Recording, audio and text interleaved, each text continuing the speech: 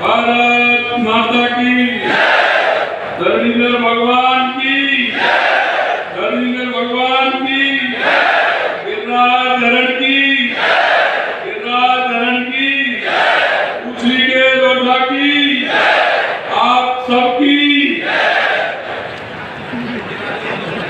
आज के धाकर समाज के राष्ट्रीय अधिवेशन में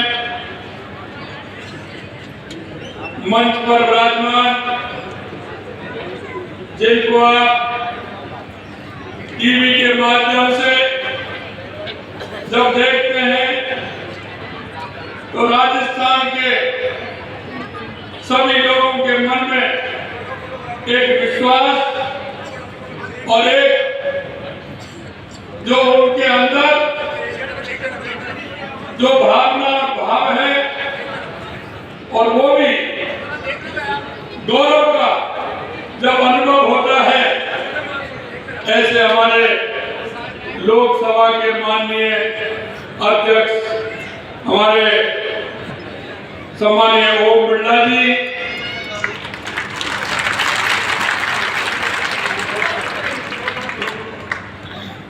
धाकर समाज के राष्ट्रीय अध्यक्ष,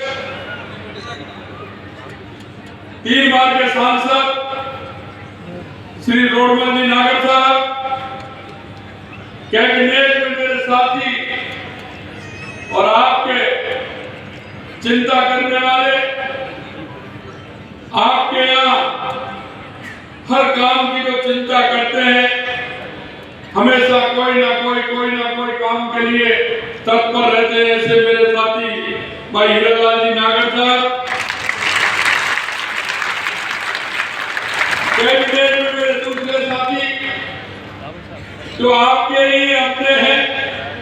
और ये भी सौभाग्य मैं देख रहा था कि हीरालाल जी कह रहे थे कि मदन लाल जी और हम दोनों साथ साथ पढ़े हैं, साथ साथ काम किया है, ऐसे हीरालाल और मदन लाल की दोनों की जोड़ी।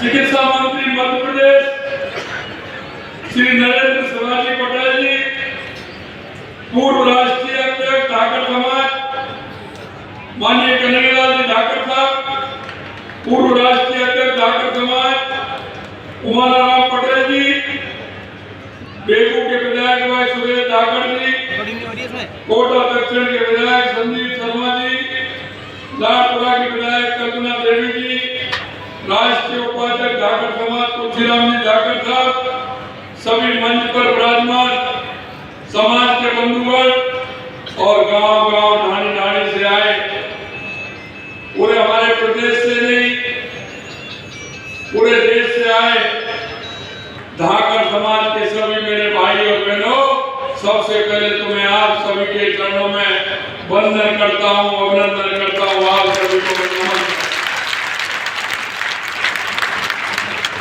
क्योंकि मुझे पता है आपसे मेरा गहरा नाता है और वो मेरा नाता ये है कि आप भगवान धरणीधर को मानने वाले हैं और मैं ब्रज में उनका सखा हूं। इसलिए हमारा आपका मेरा आपका जो नाता है वो अंदर का नाता है, क्योंकि जब भगवान कृष्ण से जो कि अगले जब वो भगवान लक्ष्मण के रूप में थे तो राम बड़े थे, तो उन्होंने अपनी आज्ञा का पालन किया था, लेकिन उन्होंने भगवान राम से कहा था कि मैं छोटा हूं, मैं कई बात नहीं कह पाता हूं। तो ये भगवान राम के मन में जब चिंता आई तो उन्होंने कहा कि अगले युग में जब मैं अवतरित दूंगा तो आप मेरे बड़े भाई के रूप में जन्म लेंगे। तो ये कोई है धरणीधर जी जो भगवान राम के छोटे थे लेकिन भगवान कृष्ण के बड़े भाई बने, ये धरणीधर जी महाराज हैं। और आपने देखा है क्योंकि मैं इसलिए भी कह रहा हूं, ब्रज का अगर कोई है, ब्रज का लौटा कहते हैं तो वो धरणीधर भगवान को कहते हैं। क्योंकि भगवान दाऊद जी ने एक बार जब रास होता था, हमारी संस्कृति है, हमारी मर्यादा है कि जब बड़ा भाई छोटे भाई और उसके दादा रानी जब रास करते थे तो वो देखते नहीं थे, तो बड़े विचलित होते थे कि महाराज होता है और मैं महाराज को इसलिए नहीं देख पाता हूं कि मैं कन्हैया से बड़ा हूं। तो उन्होंने एक दिन कन्हैया से कहा, भगवान कृष्ण से बोले कि ये महाराज का आनंद सभी लेते हैं लेकिन मैं नहीं देख पाता हूं, इसलिए मैं क्या करूं, मेरे को बताइए और मुझे महाराज देखना है। कन्हैया मेरे को कैसे महाराज दिखाइए। मैं इसलिए कहना चाहता हूं, जब आप जाओगे तो गिरिराज पर्वत के ऊपर लुक दाऊद जी का ऊपर एक मंदिर बना हुआ है, उसे देख करके जरूर आना। वो ऐसा स्थान है जहां उन्होंने छुप करके लुक का मने छुप करके भगवान कृष्ण ने धरणीधर जी को राज दिखाया था, वो धरणीधर भगवान है।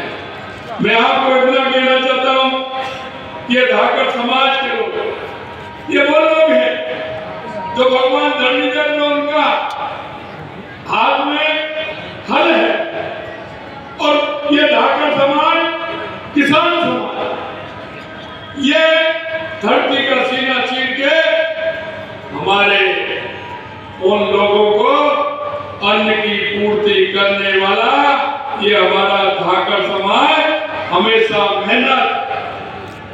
मेहनत की भी पराकाष्ठा, परिश्रम से सेवा करने वाला ये हमारा किसान समाज है। मेरे भाइयों और बहनों, मैं इतना ही कहना चाहता हूं, आपने इस कार्यक्रम में मुझे बुलाया है, निश्चित रूप से जब कहा था आज मैं प्रयागराज में, मेरा कार्यक्रम था आज शाम तक आने का, लेकिन जब हीरालाल जी ने, सुरेश जी ने, सबने मिलकर के कहा कि नहीं आपको कार्यक्रम में आना है, मैं आपके दर्शन से वंचित नहीं रहना चाहता था, इसलिए आप सभी के दर्शन करने के लिए मैं आपके बीच में आया। और मैं धन्यवाद देना चाहता हूँ हीरालाल जी को, सुरेश जी को, धाकड़ समाज के सभी पदाधिकारियों को कि उन्होंने मेरे को ये मौका दिया, एक साथ आप सभी के दर्शन का लाभ मुझे मिला, इसलिए उनको धन्यवाद देता हूँ। आपने देखो, क्योंकि हमारी सरकार हमेशा किसान के हित में काम करती है। देश के यशस्वी प्रधानमंत्री नरेंद्र मोदी जी कहते हैं कि हमारे देश के अंदर 4 जातियां हैं, और उन 4 जातियों को जब आप देखोगे तो आपको लगे कि इससे कोई भी वंचित नहीं है। किसान, युवा, महिला और मजदूर, इनमें सभी जातियां समाज में, पूरा समाज को हमेशा कहते हैं कि हमारे किसान का उत्थान होगा तो हमारे प्रदेश का उत्थान होगा, हमारे देश का उत्थान होगा। युवा का उत्थान होगा तो हमारे प्रदेश और हमारे देश का उत्थान होगा। हमारी बहनों का उत्थान होगा तो हमारे प्रदेश का, हमारे देश का उत्थान होगा। और अगर हमारे गरीब का उत्थान होगा तो हमारे देश और प्रदेश का उत्थान होगा। ये वो है जो अंतिम पायदान पर खड़े हैं, अंतिम पायदान पर खड़े हैं, जो पंडित दीनदयाल उपाध्याय, बाबा साहब भीमराव अम्बेडकर जी ने जो कहा है कि जब तक लाभ उस अंतिम पंक्ति में बैठे व्यक्ति को नहीं मिलेगा, जब तक हमारा देश या प्रदेश आगे नहीं बढ़ेगा। मैं आपसे इतना ही कहना चाहता हूँ, क्योंकि 70 साल में सबसे ज्यादा जो राज रहा है वो आपने देखा है किसका रहा है। उन्होंने किसान के लिए, युवा के लिए, हमारी बहनों के लिए और हमारे मजदूर के लिए कुछ नहीं किया। आप 70 साल बाद देख रहे हैं गांव में पीने के पानी की व्यवस्था नहीं, गांव में चिकित्सा शिक्षा की सुविधा नहीं,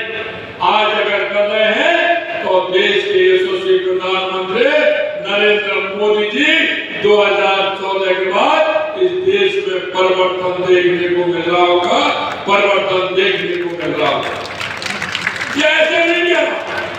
मैं आपसे कहना चाहता हूँ, मेरे कई भाई सरपंच होंगे तो 2-3 बार के होंगे, आप में से जनप्रतिनिधि होंगे, आप में से कई सरकारी अधिकारी होंगे, कर्मचारी होंगे। मैं आपसे मेरे भाइयों बहनों इतना कहना चाहता हूँ, 2014 के बाद देश में जो ऐतिहासिक परिवर्तन हुआ है वो आपके सामने, वो आपके सामने।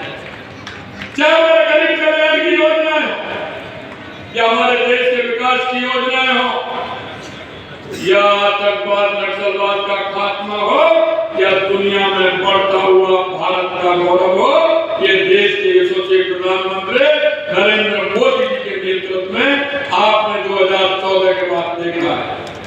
और मैं आपसे इसलिए कहना चाहता हूं कि आपने देखा, हीरालाल जी कह रहे थे कि आप सभी सीटों पर गए, वो सभी सीट दिल्ली के अंदर जीते। मैं तो आपने मेरा वीडियो सुना होगा, मैंने तो एक दिन पहले विधानसभा में कहा था कि दिल्ली में आप जीरो से आगे बढ़ने वाले नहीं है, जीरो से आगे वही हो गया कांग्रेस का, जीरो से आगे नहीं बढ़े। क्योंकि हम जानते हैं तो किसान हमारा मेहनत करता है, किसान हमारा धरती का सीना चीर के अन्न पैदा करता है, समाज की सेवा करता है। क्या उसको सुविधा मिलनी चाहिए, नहीं मिलनी चाहिए? आपसे पूछना चाहता हूँ, उसको मिलना चाहिए कि नहीं मिलना चाहिए? आप बताइए, उसको मिलना चाहिए कि नहीं मिलना चाहिए? मेरे भाइयों, मैं कहना चाहता हूँ, देश के सभी प्रधानमंत्री नरेंद्र मोदी जी किसान सम्मान निधि का पैसा भेजते थे और उन्होंने 6,000 रुपए भेजे, 6,000 रुपए साल के अंदर। लेकिन वो उनके किसान पुत्र जिनके पिता का देहांत हो जाता था, उनका नामांतरण करता था, उनका नामांतरण चढ़ा करके केंद्र को कांग्रेस की सरकार ने वो सूची भी नहीं भेजी। वो मैं आपको इसलिए कह रहा था कि आप मानसिकता देखिए, पैसा केंद्र सरकार का प्रधानमंत्री नहीं दे रहे, आपको सूची भेजने में कहां दिक्कत आ रही है? लेकिन 4-5 साल तक कांग्रेस की सरकार ने सूची नहीं भेजी। और मैं आपसे ये कहना चाहता हूं, हमने किसानों से वादा किया था कि हम किसान सम्मान निधि देंगे और उस किसान सम्मान निधि को बढ़ाएंगे। आपने देखा 6,000 रुपए प्रधानमंत्री किसान सम्मान निधि और 2,000 रुपए हमने दिए, और 2,000 के साथ साथ राजस्थान के 7.5 लाख उन किसान भाइयों को जोड़ा था जो इन्होंने वंचित किया, उनको जोड़ करके किसान सम्मान निधि देने का काम हमारी सरकार ने किया है। ये हमने इसलिए किया कि हमारे किसान किस तरह से आगे बढ़े। मैं आपसे इतना और कहना चाहूंगा, इस मंच के माध्यम से अपनी भावनाएं, अपने विचार आप तक पहुंचा सकता हूं। हम सब मिलकर के आगे कैसे हमारे इस समाज को बढ़ा सकते हैं। हमारा धाकर समाज इतिहास अत्यंत गौरवशाली है, और गौरवशाली इसलिए है कि मैंने कहा है कि आप भगवान धरणीधर के उपासक हैं। मैं हमेशा कहता हूं कि हमारे किसान का भला होगा तो समाज का भला होगा, और समाज का भला होगा तो हमारे युवाओं का भला होगा। मैंने इनसे कहा, युवाओं से मैंने कहा कि आप चिंता मत करिए, आप मेहनत करिए। पहली बार हमारे संकल्प पत्र में हमने जो बात रखी थी, धीरे धीरे हमने उनको पूरा करने का काम किया है। और मैं कह सकता हूं, जो हमारे संकल्प पत्र जो हमने आपके बीच में चुनाव के समय लेकर के गए थे, हमने 50 से 55% उसमें काम हमने पूरा किया है। और मैं आपके माध्यम से ध्यान दिलाना चाहता हूँ, किसानों की एमएसपी बढ़ाने का काम हमारी सरकार ने किया, युवाओं को रोजगार देने का काम हमारी सरकार ने किया।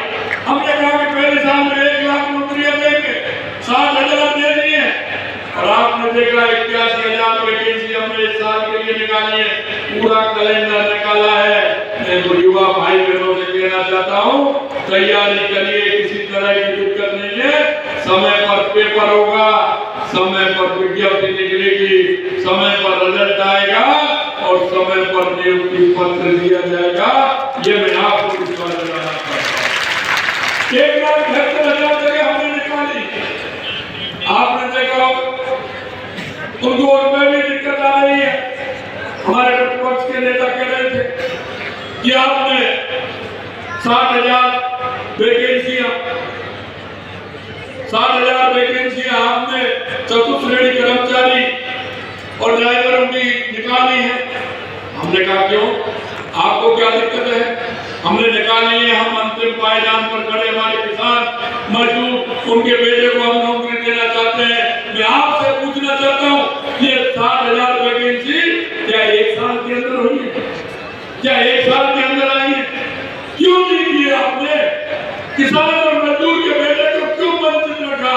मैं तो आपसे ये पूछना चाहता हूँ मेरे भाइयों बहनों, मैं किसान के दर्द को अच्छी तरह से समझता हूँ। मैंने आपने जो किसानी का काम किया है वो मैंने भी किया।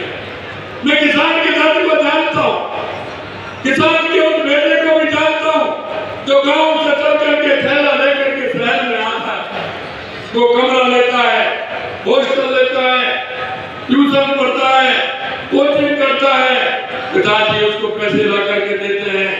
नहीं होते हैं तो रात के अंधेरे में जाते हैं, किसी से लेकर के आते हैं और पिता विश्वास भी दिलाता है कि मैं मेहनत करके पढ़ूंगा, नंबर लेकर के आऊंगा।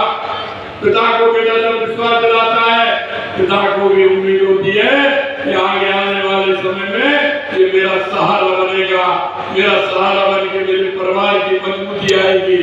लेकिन जब पेपर लीक हो जाता है तो दोनों किसी से नहीं कहते, पिता पुत्र का दोषी बनाता है और पुत्र कहता है कि मैं क्या करूं, ये पेपर लीक हो गया। इस तरह का काम कांग्रेस की सरकार ने किया था। कांग्रेस की सरकार मेरे भाइयों ने तो आराम से किया था। 1 साल हुआ है, पेपर भी हुए हैं, लेकिन एक भी पेपर लीक नहीं हुआ। ये हमारी सरकार की गारंटी है, गारंटी है, गारंटी।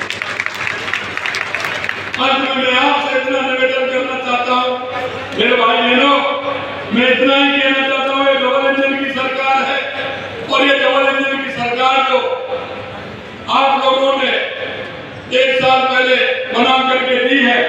मैं आपसे इतना ही विश्वास दिलाना चाहता हूँ कि आने वाले समय में ये डबल इंजन की सरकार राजस्थान के विकास के लिए कृत संकल्प है। और आपने देखा हमने आते ही राजस्थान में एक रोड मैप बनाया। उस रोड मैप में हमने देखा कि आवश्यकता राजस्थान के अंदर क्या है। राजस्थान के अंदर आवश्यकता है सबसे पहले पानी। हमारा राजस्थान हाड़ोती में तो फिर भी काफी है, लेकिन और राजस्थान के अंदर अगर आप देखोगे तो पानी की दिक्कत है। मैं इसलिए कहना चाहता हूँ, हमने ERCP के माध्यम से, यमुना जल के माध्यम से और हमारा माई डैम के माध्यम से हो या इंदिरा गांधी नहर के माध्यम से हो, पूरे राजस्थान का रोड मैप बना करके हमने तैयार किया है, जिससे राजस्थान के किसान को हर जिले में पानी मिले, पीने को मिले, फसलों को मिले। ये योजना हमने बना दी। दूसरी जगह कह रहे हमने बिजली की योजना बनाई कि हमारे किसान को 2027 में हम दिन में बिजली देने का काम करेंगे और दिन में भी जितनी बिजली आवश्यकता है उतनी देने का काम करेंगे। उद्योग को भी बिजली मिलेगी, उपभोक्ता को भी बिजली मिलेगी, उसके लिए भी हमने काम किया है। 2,24,000 करोड़ रुपए के केंद्र सरकार से एमओयू करके हमने उन कामों को भी धरातल पर उतारा है। तीसरा काम हमारा था कि हमारे युवाओं को किस तरह से रोजगार मिले, सरकारी नौकरियां भी मिले और प्राइवेट तौर पर भी नौकरियां मिले। उसके लिए भी हम आपने देखा है, हमने जगह सरकारी तौर पर आपने देखा हमने वैकेंसी निकालने का काम किया है और राजस्थान के माध्यम से राजस्थान के 6 लाख से ज्यादा युवाओं को रोजगार देने का काम हमारी सरकार करेगी। ये भी मैं बताना चाहता हूँ। आपने देखा हमारी रामजल सेतु लिंक परियोजना हमने बनाई, उसमें भी उनको दिक्कत है क्योंकि उनको राम के नाम से किस तरह की भावनाएं आप देख सकते हैं। लेकिन मैं क्या करूं, मैंने तो नहीं बनाया, राजस्थान का राम और मध्य प्रदेश का माँ। राम अपने आप बन गया, उसने ही बना के भेजा है, तो मैं क्या करूं? आप बताइए, बना के नहीं बना? राजस्थान का राम, मध्य प्रदेश का माँ, तो राम बना के नहीं बना। और दोनों प्रदेशों ने जिस तरह से मेहनत की, मैं धन्यवाद देना चाहता हूँ हमारे सांसद जी को, हमारे चिकित्सा मंत्री जी को और वहाँ के मुख्यमंत्री जी को, कि प्रधानमंत्री जी के नेतृत्व में जो कांग्रेस ने लटकाई थी उस योजना को दोनों राज्यों से तय करके और उसको पूरा करने का काम हमारे देश के यशस्वी प्रधानमंत्री नरेंद्र मोदी जी कर रहे हैं। मेरे भाइयों बहनों, अंत में मैं आपसे इतना कहना चाहता हूँ कि जिस तरह से आपने देखा होगा, हमने जो वायदे किए, अगर मैं भाइयों को बताऊंगा तो मेरे पास बड़ी लिस्ट है, सूची है। काफी देर कोटा के लिए जो किया है, हाड़ौती के लिए जो हमने पिछले बजट दिया है, बहुत बड़ी सूची है। लेकिन अंत में मैं इतना कहना चाहता हूँ, हमारे हीरालाल जी कह रहे थे कि हमें बच्चों के लिए हॉस्टल बनाने के लिए, उनको सुविधा देने के लिए, जिससे हमारे किसान मजदूर के बच्चे वहाँ रह सके और पढ़ सके। हीरालाल जी, अच्छे काम के लिए कहने की जरूरत नहीं है, आपने कहा है जयपुर के अंदर आकर समाज के अच्छे काम के लिए एक उन युवाओं को जो प्रतिभा गांव में छुपी हुई है, उनको आगे लाने के लिए, आकर समाज के लिए जयपुर में हॉस्टल बनाने के लिए, वहां उसको ठीक प्रकार से संचालन करने के लिए सरकार आपको जमीन देगी, निश्चित नहीं है, कोई दिक्कत नहीं।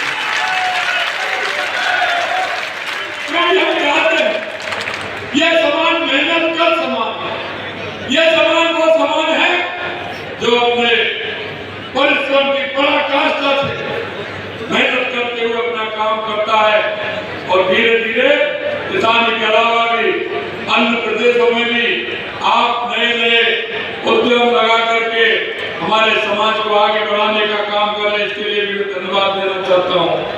मैं अंत में इतना कहना चाहता हूँ कि आप ये धाकड़ समाज आगे ले जाने का एक मजबूत मंच है जो आपने आज कार्यक्रम किया है। ये समाज के समूह विकास का एक मजबूत मंच होने के कारण अंत में यही कहना चाहूंगा कि हमारा समाज की शक्ति एकजुटता में है और एकजुट समाज हर लक्ष्य को हासिल करने में सक्षम होता है। ये सामूहिक भावना धाकड़ समाज को नई ऊंचाइयों पर पहुंचाएगा और मेरा ये विश्वास है, आप चिंता मत करिए, आप जो काम बताएंगे, क्योंकि हमारा लगाव है और हमारा आपका जो मन है वो किसान है और किसान होने के नाते मैं भी आपको ये विश्वास दिलाता हूँ, आइए हम हमारे बच्चों को अच्छी शिक्षा दें, अच्छे उनको रोजगार सृजित कराएं और अपन उनको रोजगार भी दिलाएं और रोजगार देने वाले भी बनाएं। इस आशा और विश्वास के साथ आपने इस कार्यक्रम में मुझे बुलाया। मैं आप सभी को दिल की गहराइयों से बहुत बहुत धन्यवाद और साधुवाद देना चाहता हूँ। माननीय हमारे लोकसभा अध्यक्ष इस कार्यक्रम में आए उनको भी धन्यवाद और माननीय मंच पर विराजमान सभी को बहुत बहुत धन्यवाद। जय हिंद, जय भारत, जय राजस्थान, जय धर्मेंद्र भगवान। बोलिए धर्मेंद्र भगवान की बहुत बहुत धन्यवाद। एक बार जोरदार तालियां।